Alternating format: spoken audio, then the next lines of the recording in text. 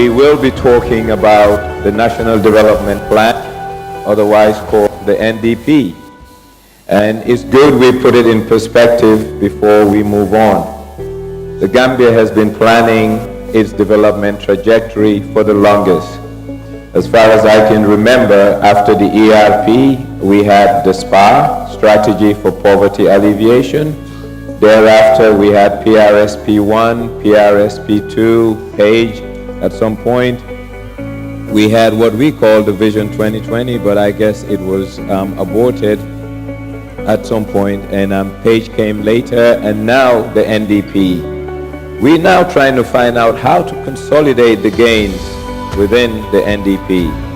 And a country without a plan is bound to fail, but plans are as good as the implementation and the monitoring and evaluation of these plans.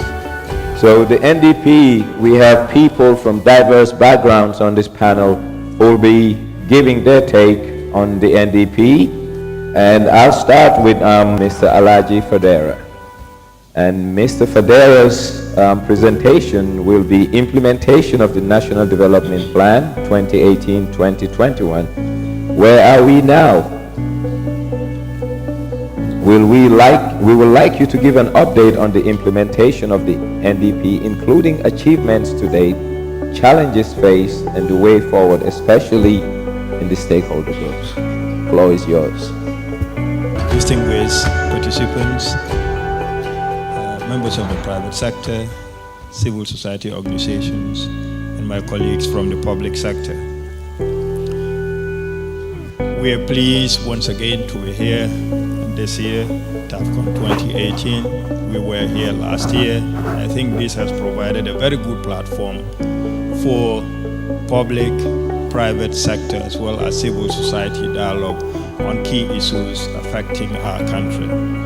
Because from the onset, I think we will all agree is that to develop this country, we need all hands on deck. It's not just the government. Government plays a facilitating and an enabling role, but the private sector as well as civil society are key if we're going to achieve the development objectives that we have set for ourselves. And I think this is well articulated in the National Development Plan. Where are we in terms of implementation?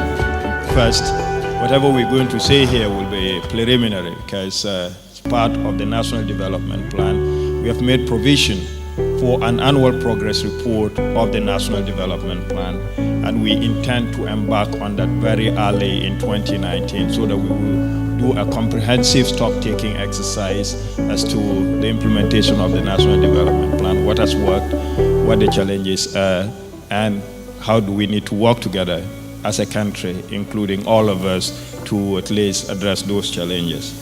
By way of background, we know that the National Development Plan was launched in February 2018. When we were here the last time, then we were just finalizing the formulation. Following its launching, we felt it is very important, since it will require resources, to do something to mobilize resources for its implementation. But as part of the formulation process, we know we tried as much as possible to make this as consultative as possible.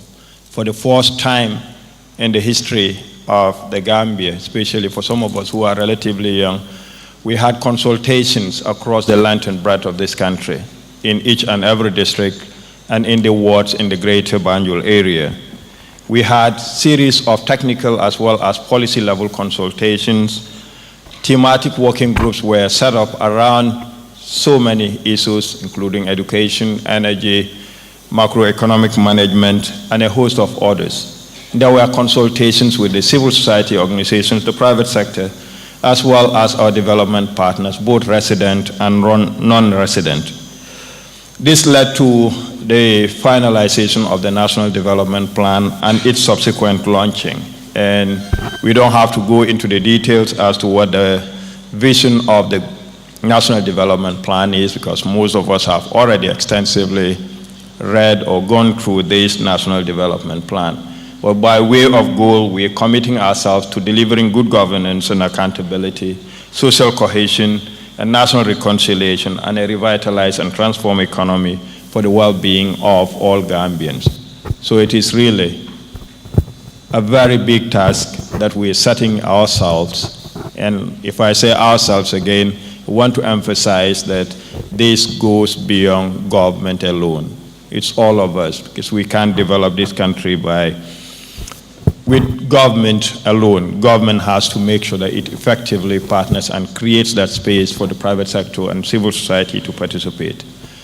When we costed the National Development Plan, the overall cost stood at around $2.4 billion. When we did the assessment of resources that are already available, both local as well as ongoing projects, we had a financing gap of $1.6 billion. We developed a financing strategy, because again, we say government alone cannot finance this. We have to work with development partners. We have to work with the private sector as well as civil society organizations. And we came up with about 42 flagship projects, ranging from governance, going to infrastructure, energy, issues relating to youth, women, agriculture, fisheries, and a host of other areas. And these were the flagship projects that were presented at an international conference in Brussels that was held in May. But as built up to the international conference, we felt at the international conference it's mainly institutions, development partners coming and pledging the amount of resources they want to make available, both financial as well as both financial and technical. So you have to make sure that you do a lot of groundwork before then to make sure that they are adequately sensitized about the contents of the National Development Plan. And as such, government embarked on series of advocacy meetings with our partners. We know that many of our partners are not necessarily resident in the Gambia. Most of them are resident in Dakar, but covering the Gambia. So the first port of call, I think barely a week after the launching of the National Development Plan, was in Dakar to meet some of these partners. Also had tours of some European capitals, including the EU headquarters in Brussels, to have one-on-one with different countries, but also have very good discussions with the decision-making bodies of the EU. We also reached out to some of our partners in North America, including the Bretton Woods Institution, but also most importantly, the United Nations at its headquarters, where the Minister of Finance presented the National Development Plan to the United Nations, including the Peace Building and Support Operations Office. The objectives, like I said, was to adequately sensitize our partners ahead of the international conference so that they will be able to know what the thrust of the National Development Plan is and what the resource requirements are and the various priority areas and the flagships ahead of the international conference.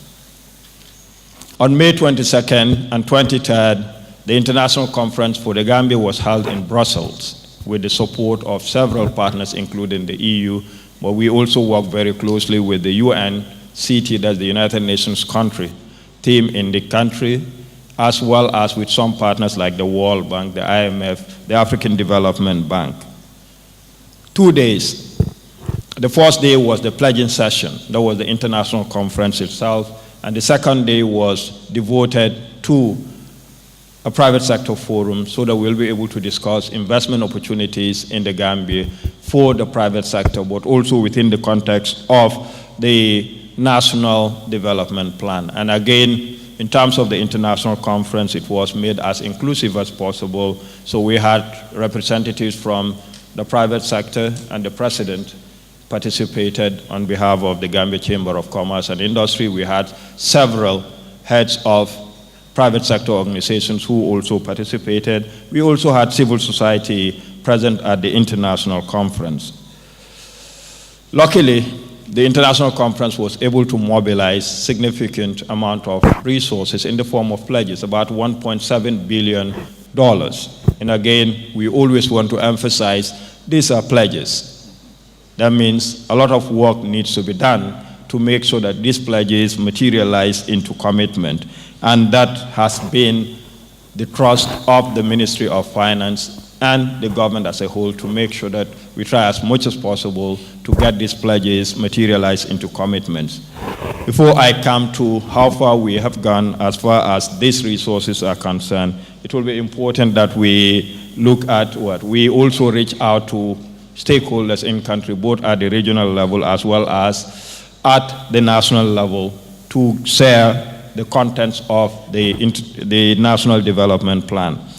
Following the international conference, we have stepped up the follow-ups with some of our partners, and bulk of the resources on the bilateral front are mainly grants. That's about $75.53 million. And as we speak, about 92% of this are committed in various areas as far as the National Development Plan is concerned. We also have the multilateral pledges, which are a combination of grants as well as loans. There's about $1.5 billion. And as we speak, significant amount of these resources, about 50%, has also been pledged to various intervention areas. So as we speak, several interventions are already underway in the area of governance. We are seeing the Constitutional Review Commission starting its work. We are seeing the Truth, Reconciliation and Reparations Commission also starting to do its work. In the area of energy, we're seeing the Electricity Restoration and Modernization Project taking off the ground, and we're seeing significant investments in the area of technical vocational education and training, as well as youth empowerment. And we've already started finalizing projects in the area of agriculture, which are underway. In terms of some of the challenges that we really need to work on and enhance is the issue of multi-stakeholder involvement in the implementation. And recently we have established a multi-stakeholder platform that includes private sector as well as civil society to also enhance communication of the National Development Plan and its implementation, and to continuously build capacity. And as we speak, we have undertaken several capacity building initiatives around project planning, results-based management, and also a comprehensive review of the monitoring and evaluation framework with a view to making sure that we position ourselves to embark on the comprehensive annual progress report for 2018, which will be done in the first quarter of 2019. Thank you. Thank you so much. Thanks a lot. I think we're doing a great job managing our deficit, and we're now at zero in terms of time, so thank you. So, Mr. President, you're next. I'd like to start with a story. I've learned something from Mustafa Njie. It's always to break the ice with a good story. So I'm learning, my friend, okay? I'll catch up with you before the fourth quarter. In London in 1599, a group of merchants came together to discuss ways to expand their business, promote their trade activities, in which it may please the Lord to prosper. They were interested in trading in sugar, tea, spices, and silk. To enable them to strengthen their business and expand their trading activities, and to ease their doing business, the group approached one of the most powerful women at that time. The woman happened to be Queen Elizabeth I, and the company was East India Company, who received a royal charter on the 31st of December 1600. The company benefited from imperial patronage and soon expanded its commercial activities and trading operations. At the peak of their trading, East India Company was the biggest company in the world. This was achieved because their government, through Queen Elizabeth, made it easy for the merchants to do business. Ladies and gentlemen, this leads me to the question: how do we create a more business-friendly Gambia for Gambian entrepreneurs and merchants?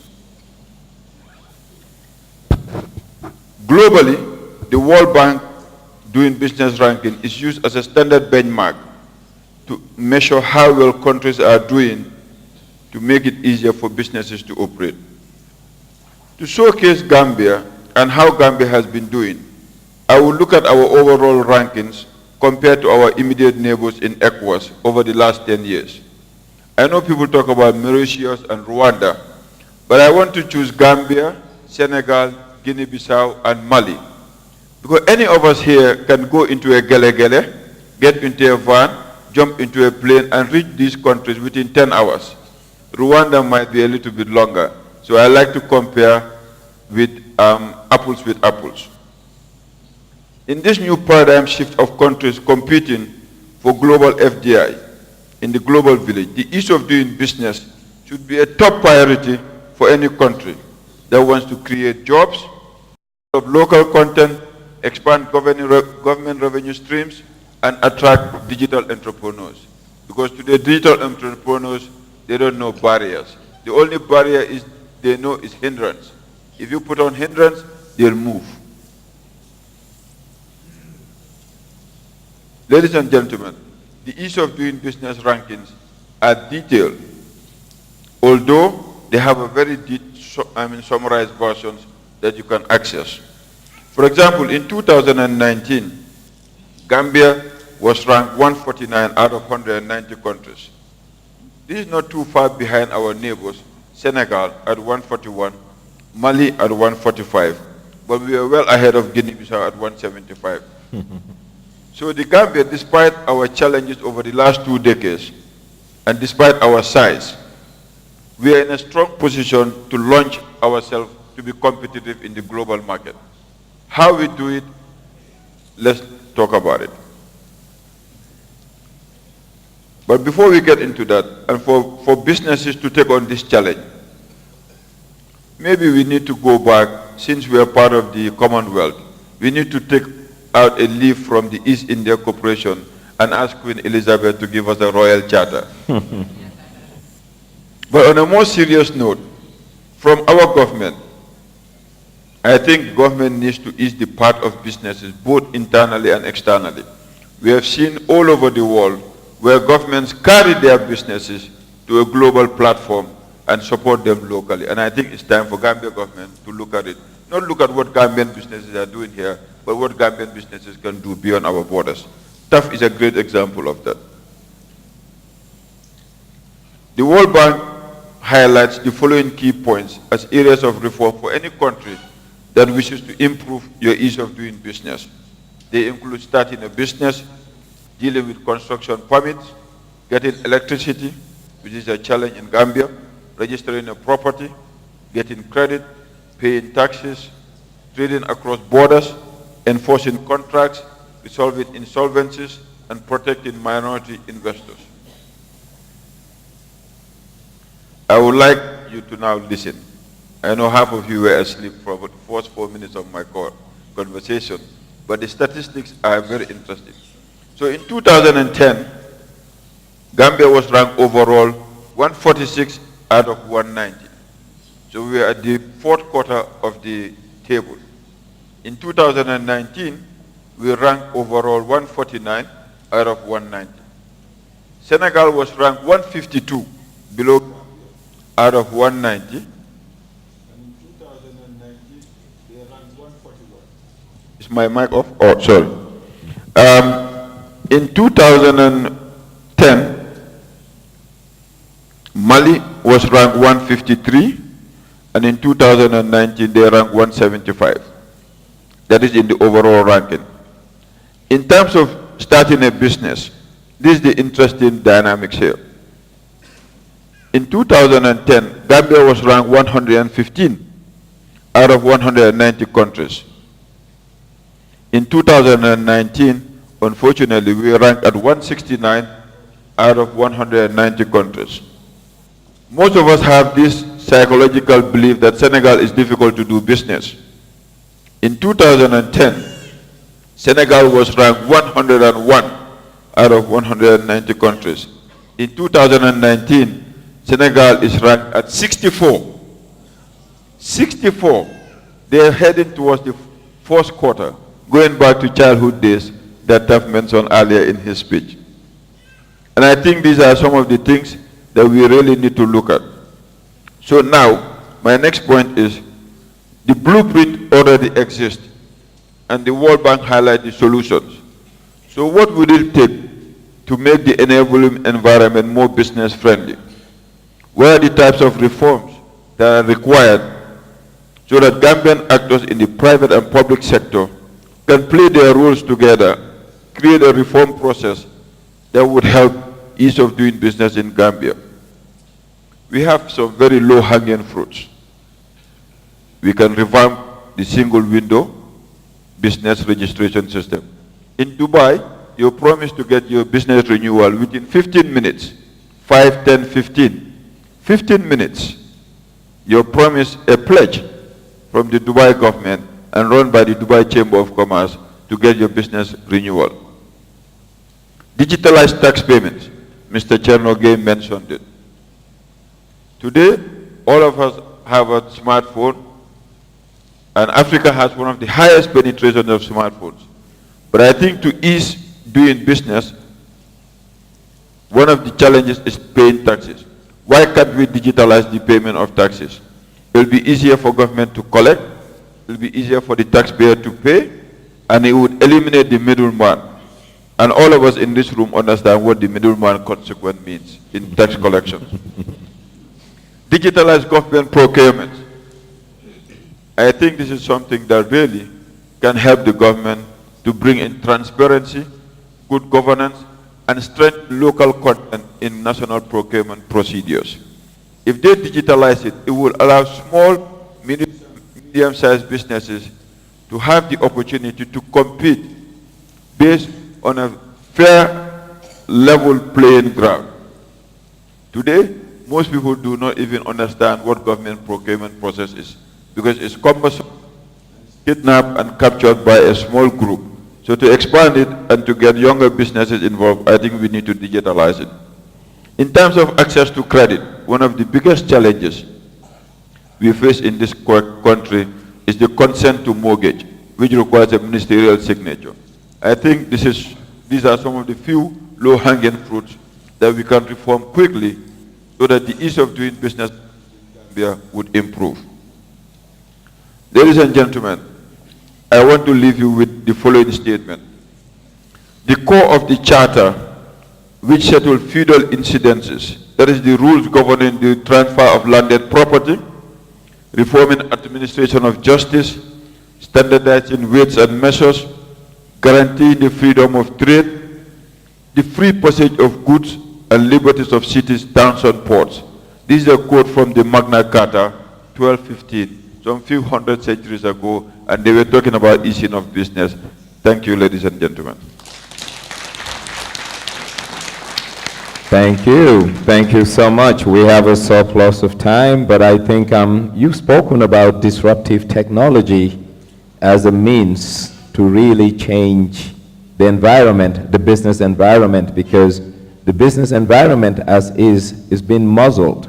And why has it been muzzled? I think there's a sphere of influence that is not rule-based but discretion-based, and that is what's stifling the environment.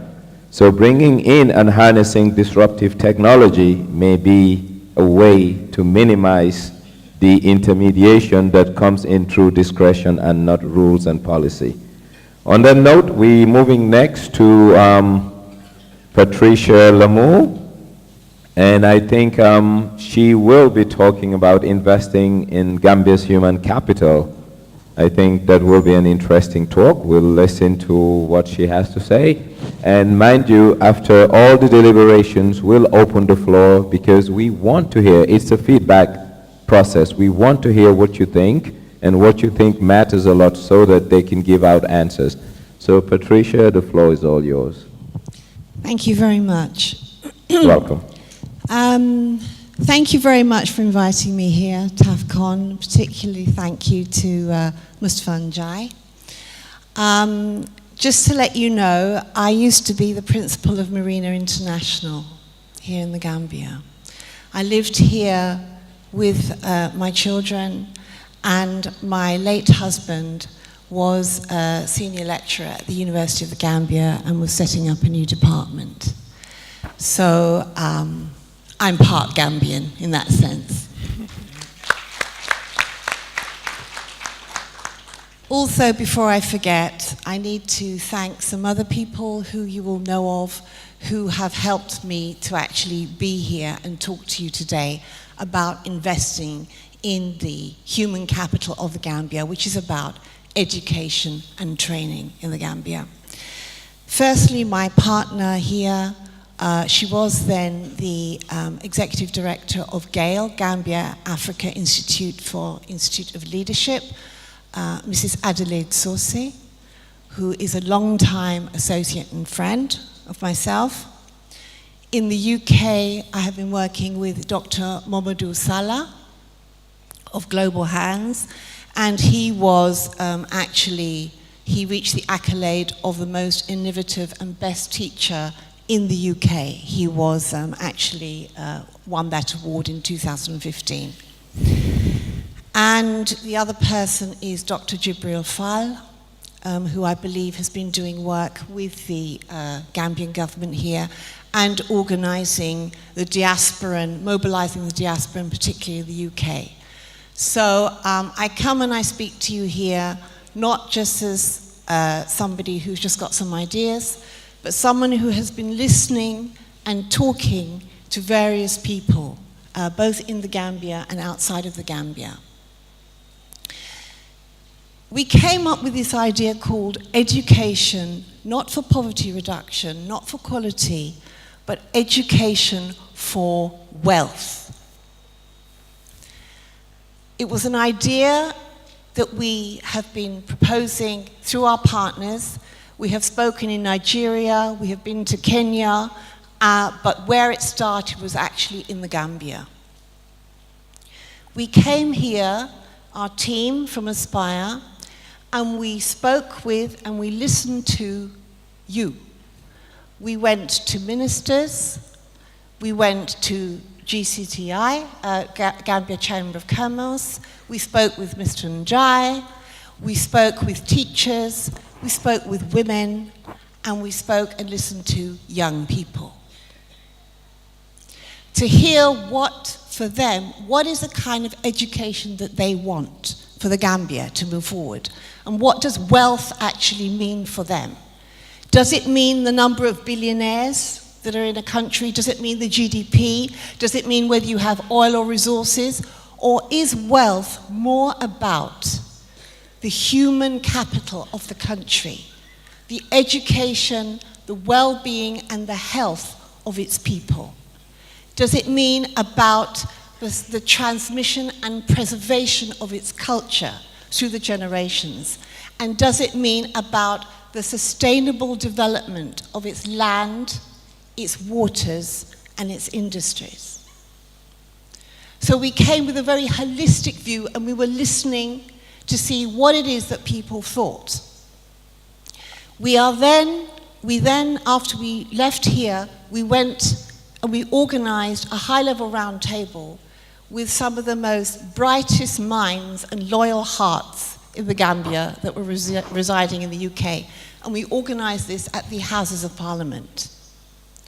So we captured what we listened to here, we've captured what we've listened to in the UK, and we are putting this together as a final report, Education for Wealth, a roadmap, which we will be launching in February.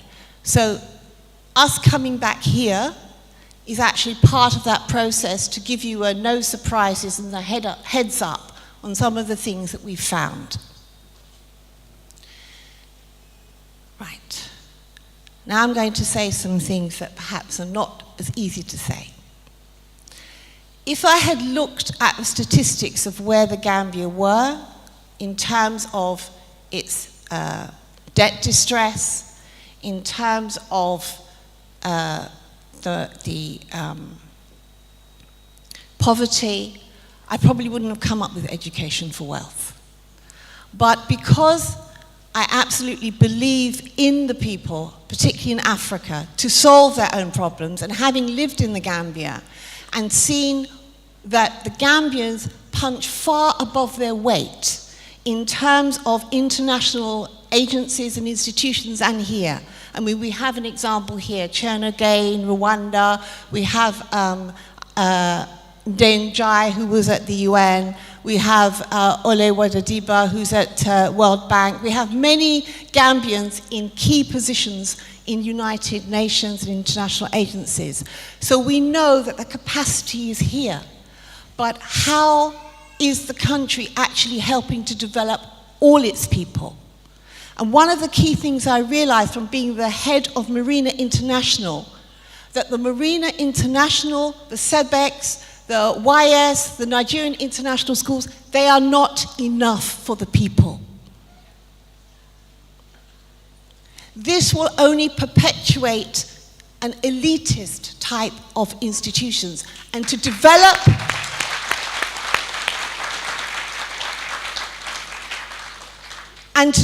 the whole of the country, we have to look at the basis.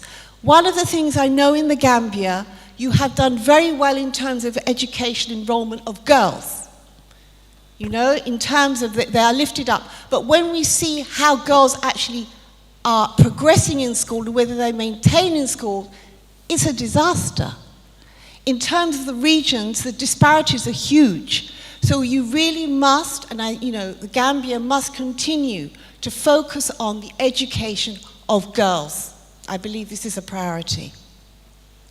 Also, another thing that was coming up from speaking with the women, with young people and teachers, is that we need to rebrand the whole notion of education, of teachers. Very few people actually want to be teachers. That's a fact. Yep.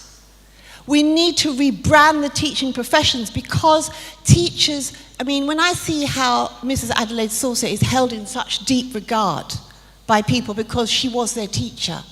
And when I speak to young teachers, I spoke to teachers from every single region. They all happened to be in the hotel where I was staying, so it was marvelous. I could actually speak to male and female teachers in all 6 regions. They told me that girls and young do not want to marry teachers. They're not seen as somebody that is, up there. So we need to rebrand the teaching profession in terms of what they represent for the development of the country. They are helping to produce the future leaders, the future business people. Another thing that the young people told me when I spoke to them, they are very wary of foreign interventions. They are wary of gifts that come in from the outside if they do not have the Gambians at heart. And so therefore, they are also watching and waiting and willing to hold accountable anybody in terms of the National Development Plan and in terms of the government. Remember, these young people have grown up under a former authoritarian rule. They are not afraid. And so whatever the National Development Plan does in terms of empowerment of young people, in terms of education, it must be able to harness and speak to young people and harness their dynamism, because they are the future. The median age of the Gambian is 17 years. And I'm so happy to hear that, for instance, in TAF's organization, that he is bringing on the young people. Legacy is key. And we, as the elders, I am in the 4th quarter. We, as the elders, we cannot just leave everything to the young people. We must set examples through ethical leadership. We must walk the talk. In education, in finance, we owe it to the next generation. And for that reason, Aspire, we've invested to come here to finance the first phase of the Education for Wealth in terms of the consultations that we did here, in terms of the consultations that we did in the UK. And I brought one of my younger leaders here. Brandon, stand up. I brought one of my young leaders here so that he can hold me accountable when I go back, so he can hear what it is we've said. But basically, education is key. Education, education, education, and drawing on the endogenous resources of the country, not only from what is coming from outside. And I know I've only got 29 seconds, but I've got to end with an example. And you won't hear it in many of the international organizations because they don't talk about it. Cuba. My parents come from Jamaica. So we're from the Caribbean. Cuba's education and healthcare system is the envy of the world. It spends 12% of its government revenue on education, which is one of the highest in the world. it has celebrated in the last 50 years being 100% literate. In 1961, they embarked on the world's most ambitious literacy program, and in 1 year, they made 1 million Cubans literate. 1 year. No EU money, no foreign money.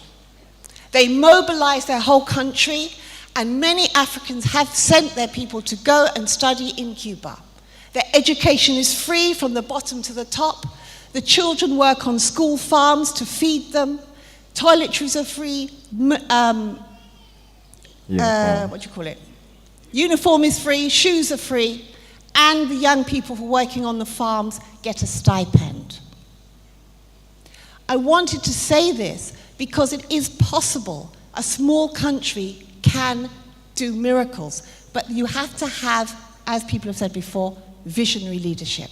So I leave it there. Thank you very much.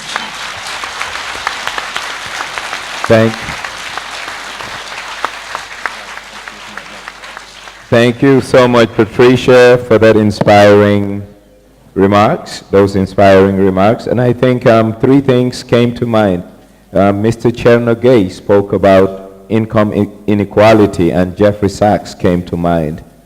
You spoke about quality of education and also access to good education, and the Gambia demographic youth dividend comes to mind. And these are things that as a country we need to harness. So the development plan need to really critically look at these things, but equally the government's budget need to be in line with the aspirations of what we have planned. And if we want to plan to succeed, we need to execute for success.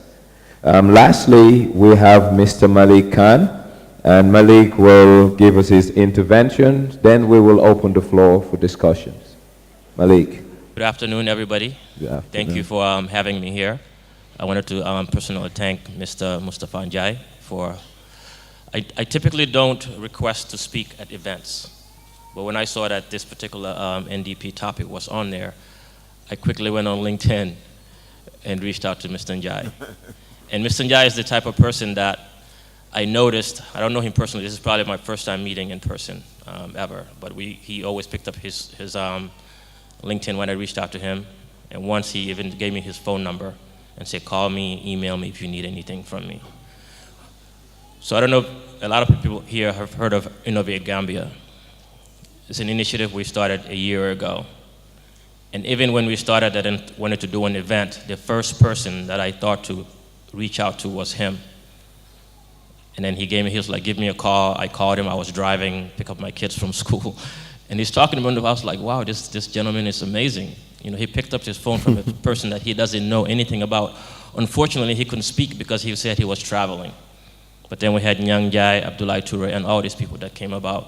But the reason I really wanted to be here to really talk about the NDP and what we are trying to do through Innovate Gambia, we looked at 4 initiatives. One was to digitalize the country.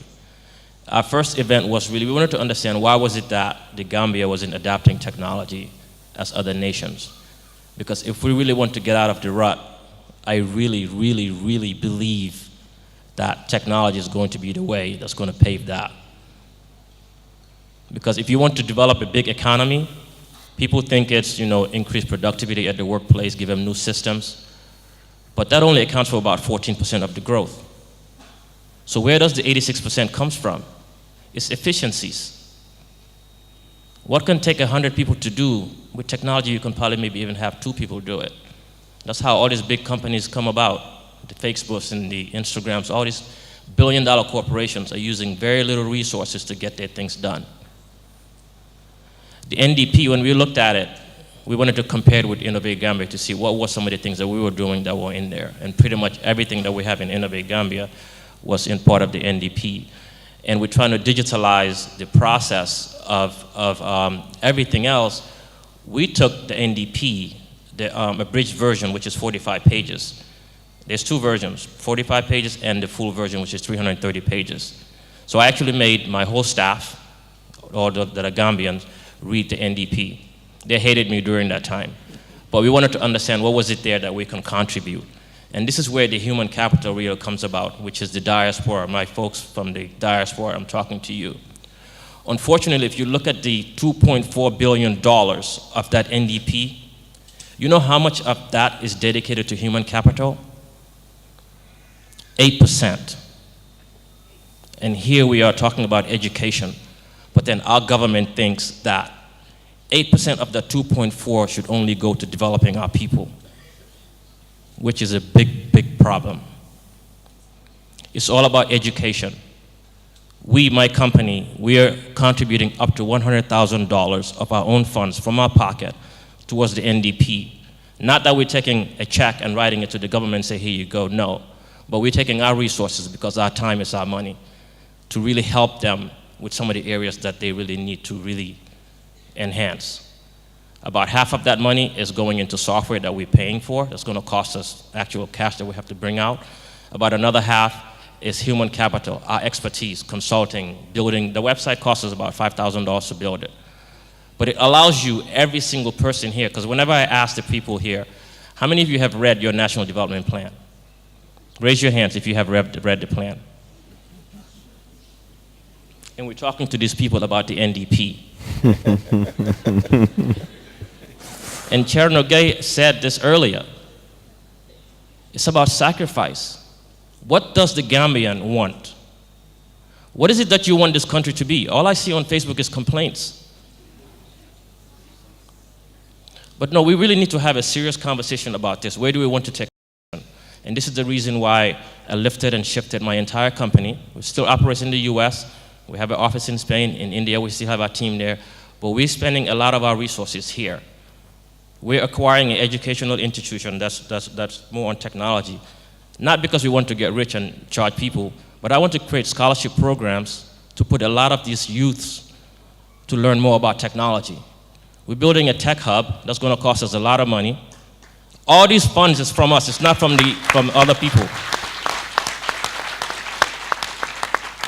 And us, as these diasporans, as we call ourselves, we're the ones building the US, we're the ones building UK. Why aren't we building our own nation, folks? So, I know we put a lot of blame and things on the government that they need to provide these things to us. You know, he talks about the government needs to look at enhancing the way people do business here. The government needs to enhance their business. So how can they really enhance other businesses? So they don't have time or resources to really do the things that we're asking them to do. They just don't. So it is up to us. These are our issues, guys. So I'm urging all of you guys that are building these top-notch nations that allows the people like Trump to call us, you know, the folks from the shithole countries. But it's the shithole people that are building them up.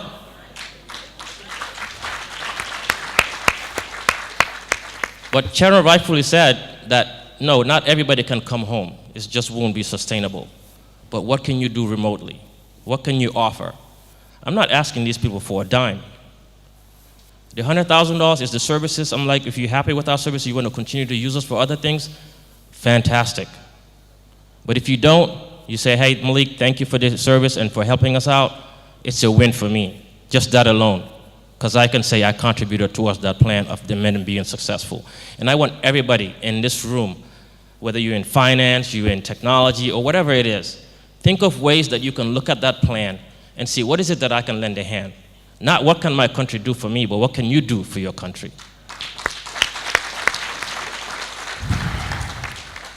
So from an education standpoint, we're more looking at just sharing knowledge. Doing a lot of networking events. I mean, what Tufts doing here? This is amazing. And guess who has to foot probably most of this bill? You probably paid for most of this stuff, didn't you? Absolutely. So for us, all of us, we have to come together. We have to really bring our A game and solve our issues. We're all Gambians. So we shouldn't expect that $2.4 billion that's being put on for the Gambia, that let's say 70% of that goes to external consultants. And then who's going to maintain the infrastructure once it's built?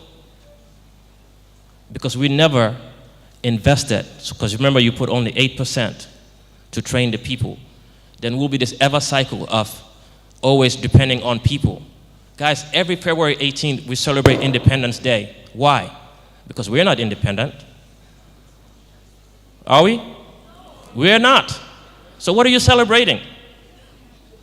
We go to the stadium, we march and all this stuff. We have to start building our own nation so we can be independent. And today, the level game platform is level for all of us, because we have the same access to the same resources that all these developed nations have. We have internet. It's good internet, it's just the infrastructure inside is not good, but we're trying to solve that, okay? But that needs to be #1 priority. Energy, power for the energy, and infrastructure for connectivity. It's key. Because now you can create and make people have access to be able to do more things. So as part of everything that I'm talking about here, it's all about what can we do together as a nation to be able to start solving some of our issues. And that is what we are doing. When we launched Innovate Gambia, we pledged to invest over $1 million of our own funds to creating all of our initiatives. And we weren't given any funds from the World Bank or from IMF or from this other organization. This is 100% us, because we wanted to start building that platform. What TUF's doing is the same thing, but we need other companies. When you come from the airport, you come and you see AfriCell, but I don't see AfriCell doing events like this. But then we all consume their stuff. There's other companies that are doing well in the Gambia that need to do the same thing.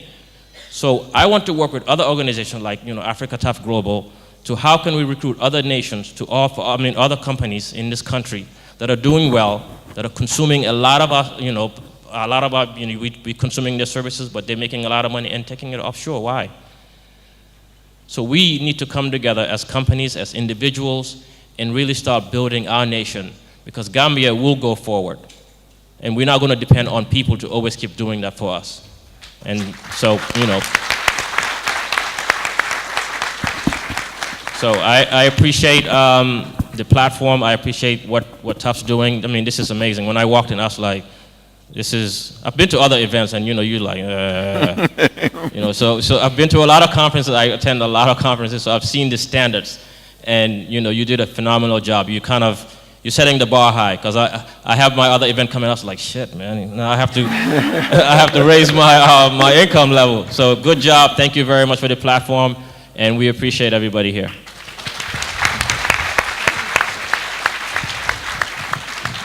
Thank you, Malik. Always A+ delivery. And what you spoke about, 8% of the total NDP going towards education training, says a lot. We are in the age of technology, and productivity is a way to make sure profits are maximized. And Lester Toro of MIT said the same in the past, that companies and countries that want to go to the next level need to up their efficiency game. And therefore, Gambia needs to do that, but starting with putting monies where efficiency will be recorded positively, and that is training and education.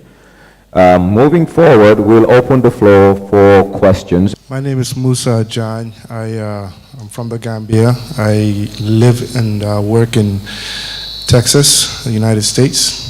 I actually reached out to Mr. Khan on an unrelated event, so I'm glad to see that he's here. And I coincidentally also reached out to Mr. Jagana on another unrelated event. I did not know it was him until he spoke. But anyway, I'm happy to be here. I'm here on vacation, but also trying to find a way back to the Gambia. My question goes out to Patricia and Malik. In particular, I'm very concerned about education, and I am passionate about it. The question I have is, how do you raise the standards of education in the country? Because a lot of what you're talking about is on a national level, right? Providing free education similar to Cuba. But how do you raise the standards of education and improve the quality and make sure it's sustainable? Where does the funding for that come from? What's your vision? I mean, I know Cuba is using its national, part of its national income to fund it, but in the Gambia, because of the debt situation, because of all the other issues that we have, from healthcare, to poverty and all these other things. How do you improve those standards of education in a sustainable way? They say education costs a lot of money, but ignorance is even more costly. We have to examine innovative ways of using financial partnerships which involves the diaspora to meet the shortfalls. That's one of the things we will be examining in the report. There are people in the diaspora who want to give back. They might not be able to return full time, but they may well be able to return in short periods so that you can turbocharge, as I see it, national development efforts. For instance, whether we're talking about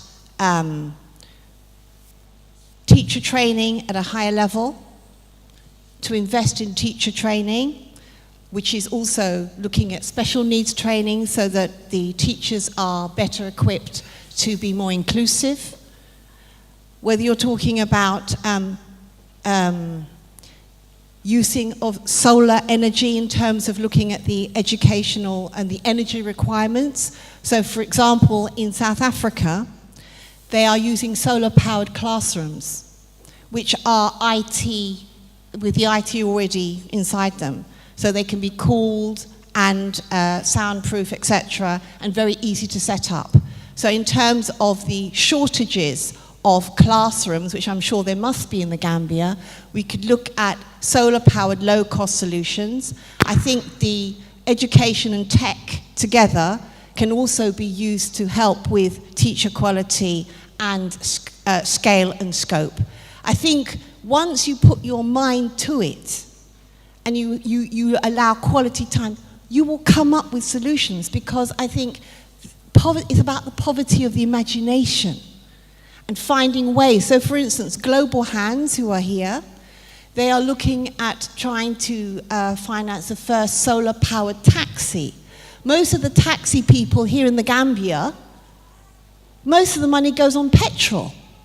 So they're unable to make a good living. But if you have a solar-powered taxi, I mean, this is, why we're not, as Africa, all over, investing seriously in solar academies from the, sustainable energy, from primary school right up to university. This is key.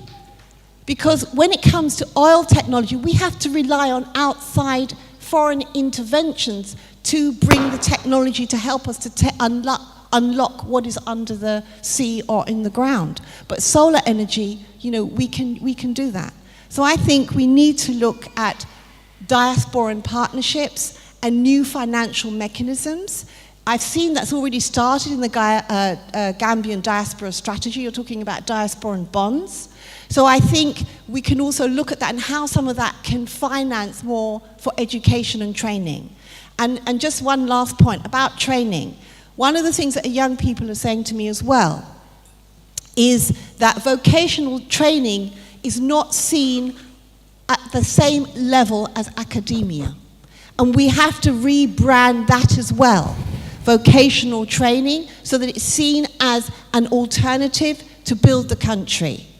And last but not least, many of those young people going to university were also saying, we cannot just come and leave university and wait for a job that's probably not coming. We should not be employees, we should be employers. So what I see lacking in the National Development Plan is how the entrepreneurial education will really be kick-started at all levels as well. Thank you. Thank you so much. Malik? So for those of you that don't know Musa, I'll just tell them a little bit about you. About last year, I was looking to sell my company, and I came across this company called Generational Equities. So I went to the training, opened up the portfolio, and I saw a Gambian name on the top list of the executives as a VP. I was like, whoa, who is this guy? And after the training, I reached out to him. But he's one of those people that are in this room that I think can help transform this country. So just because he's sitting there and I'm sitting here doesn't mean that. And there's a lot of that going on here right now. So I just wanted to kind of highlight that this is the type of human capital that we need to come back, not come back, but also just have a stake within this platform. And I think he's looking to help out in the educational sector. That's why he asked that particular question. But I'm not in education like schools and all this expert in that area.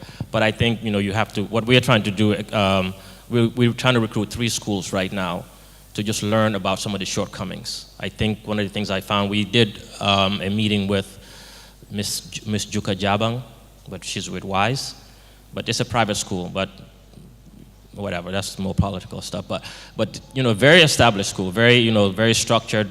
I think we can start a pilot with them, but then general public might say, oh, but these guys are already private. No, it has nothing to do with that.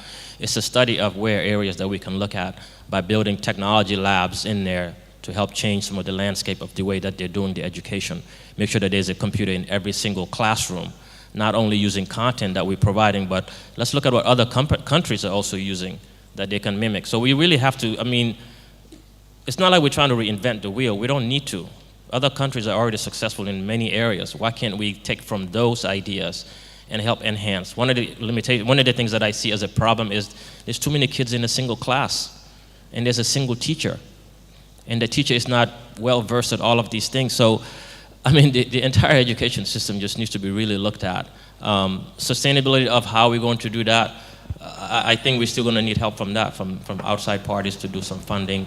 But I think if people come and really show, you have a pilot information, you do a pilot or build a small school and just have some metrics, some data, then funding is available to where, people can help make that, something that can be sustainable. And then in the long run, we'll all, do good.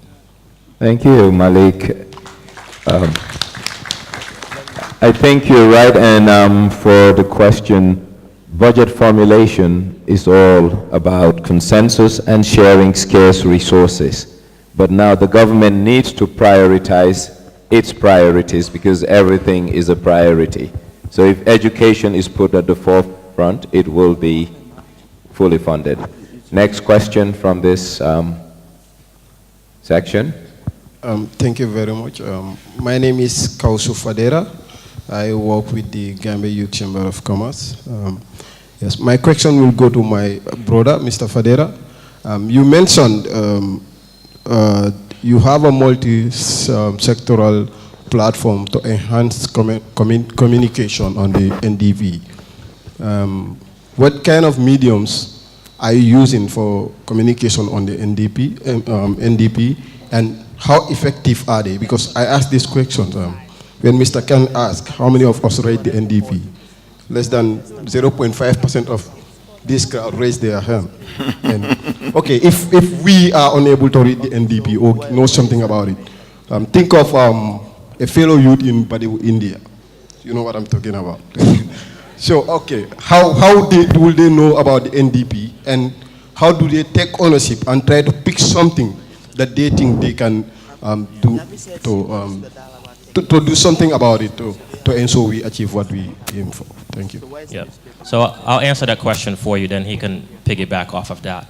So the one thing I failed to mention was the reason I asked a question about how many people read the NDP is for that particular reason. Many people haven't. So if you go to ndp.gm, you actually see a website version with graphics. It's just like you go to buy a product from a store. You can look at what the menus and all those things. So that the NDP has been there's a web version where it's very easy for anybody. So all you have to do is just go to ndp.gm, and in the back end, part of the application that we're providing will allow for better communication that will allow you to see progress. So the NDP has a lot of priorities. So here's the areas that I really was intrigued about. Was the government wanted to increase accountability, transparency, and good governance. But then I asked myself, how are they going to do that? Within themselves?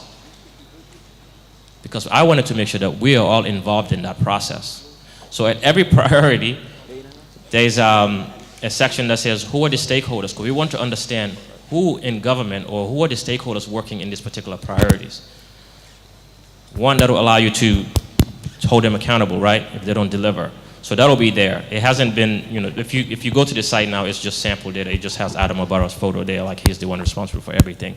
But we're going to be working with them to make sure that we assign all of those stakeholders for everybody to be able to see. But then there's also another component that we wanted to highlight for every priority what opportunities are available for us to take advantage of as locals or as people in the diaspora. This way, whatever expertise that we can bring in, we can also add that in and be able to apply to it. And then we have another component in there is progress. What's progress? How much progress is being made? So Nyang asked the question earlier of what's the progress of the NDP and implementation and all that stuff. Nobody knows right now, but this platform that we put out on the web would allow us or anybody to go anytime online to be able to view what's going on. So those are some of the things I think is key to allowing you to be able to see visibility into, and be able to hold them accountable. So, and this is information that we launched it on Tuesday, December 2nd with the Minister of Finance. So they've signed on, and this is where I'm confident that if they're willing to be transparent, many people doubted that. Are you sure the government is willing to be transparent about what they're doing? Well, they signed up for it, so now they have to deliver. But these are just some of the ways of, that way we can be all engaged. One component that was asked there was, how about somebody that doesn't read English? So right now we talk to a person that can speak both Mandinka and Wolof and English, and then we're going to be doing videos of every section. So if you don't know English, you just click the video, and that person will speak in that particular language of what the NDP is. The goal is, if it's called an NDP, National Development Plan, my goal is to make sure that every citizen is involved in that process. Thank you. Mr. Fadera.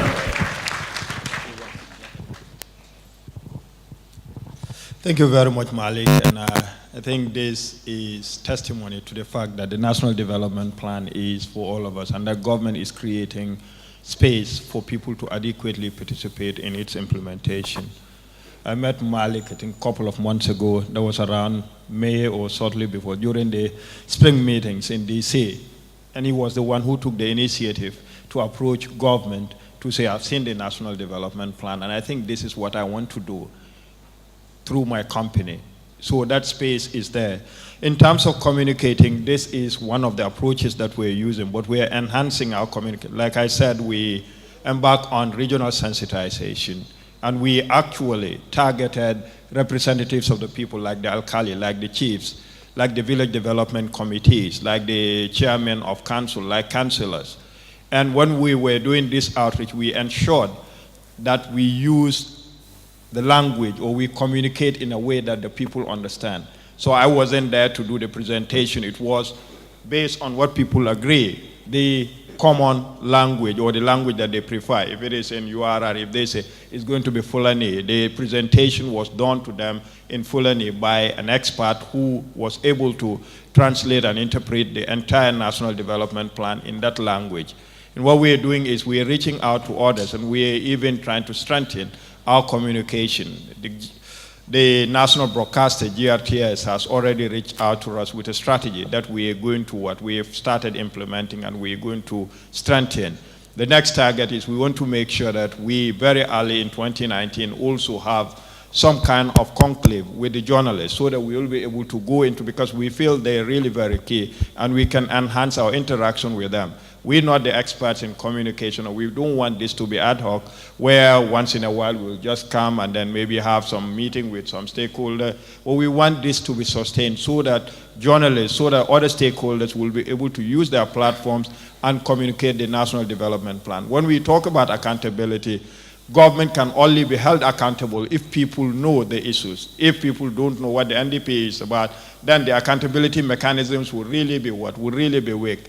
And it is not in our interest as well.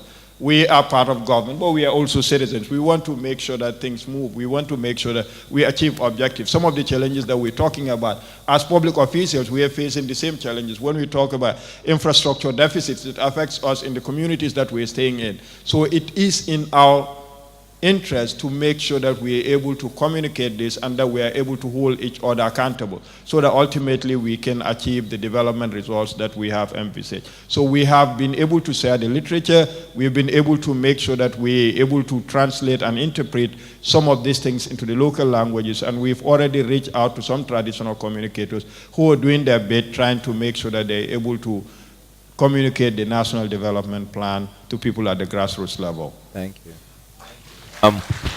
One more question. The gentleman at the far back, right by the speaker. Yeah.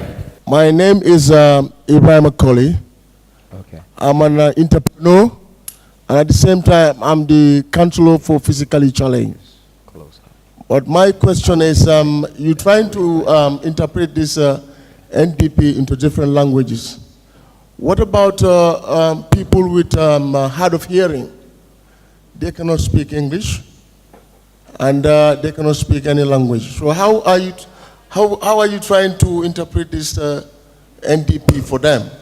Because I know the starting I was complaining when the committee was set up, whether persons with disability were part of the committee, and I got no response. And you cannot sew a cloth for me if you don't know my measurement. So this is my question. Yeah. Mr. Fadera. Thank you very much, Mr. Colley, for raising that issue again. And probably we didn't have enough time, and I think we will engage more after this. But as part of the formulation process, we did try as much as possible to make it very inclusive. And I could remember very well, apart from having just a thematic working group on social protection, we had the Gambia Federation of the Disabled being a key part of that thematic working group, as well as looking at the various drafts to try and integrate issues of inclusion, especially for those that are differently able.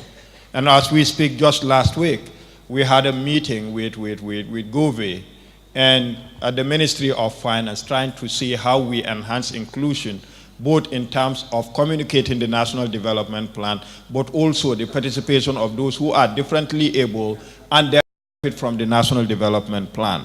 So what we have initially agreed is we need to have a stakeholder meeting, just not only us and GOVE, but maybe other organizations that are representing the differently able, so that we will agree on the next steps as to how best we can come up with strategies to make this National Development Plan as inclusive as possible.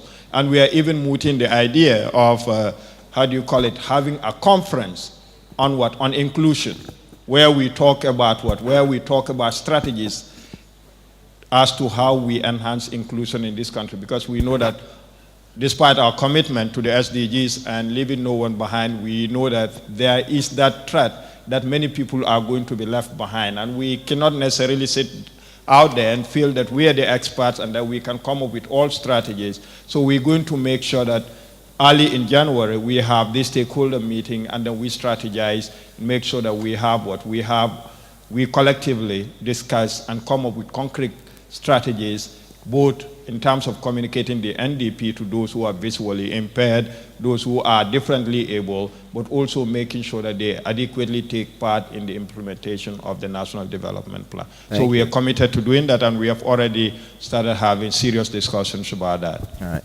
Thank you.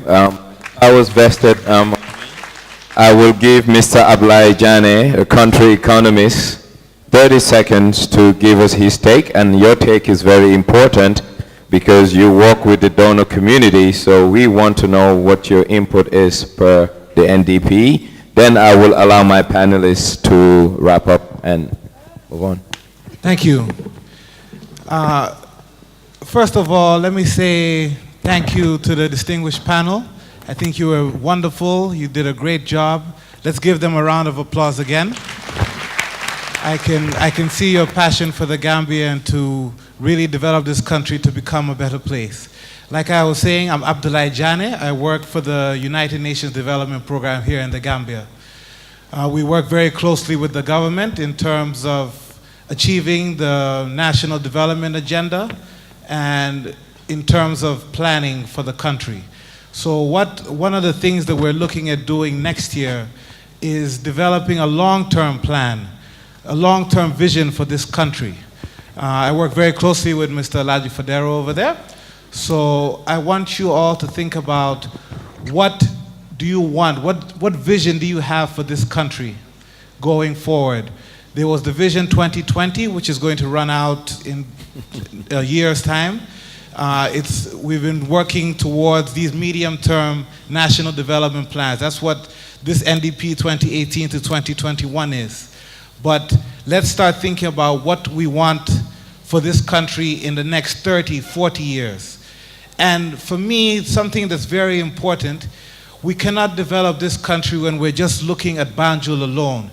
We must address the regional disparities that are taking place in the country. And these are low-hanging fruits for potential investors and the private sector people that we have here. My Uncle Taff, I don't know if he's around.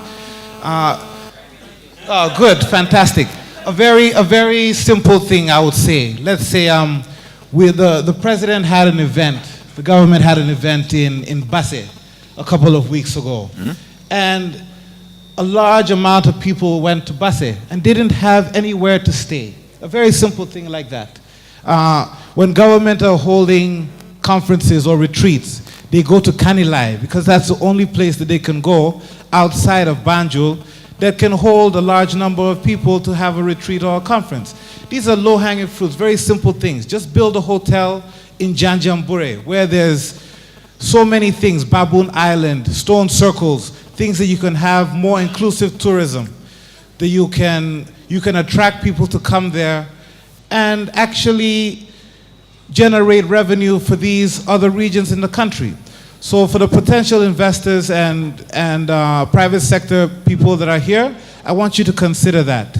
This is something that's very easy to do, something that it's not for government alone to develop this country. Thank you. For us to really achieve the national development objectives of this country is going to take all of us. Look at the plan and see what you can do, and I'll leave it there. Thank you. Thank you, Mr. Njie. I think that will be a takeaway.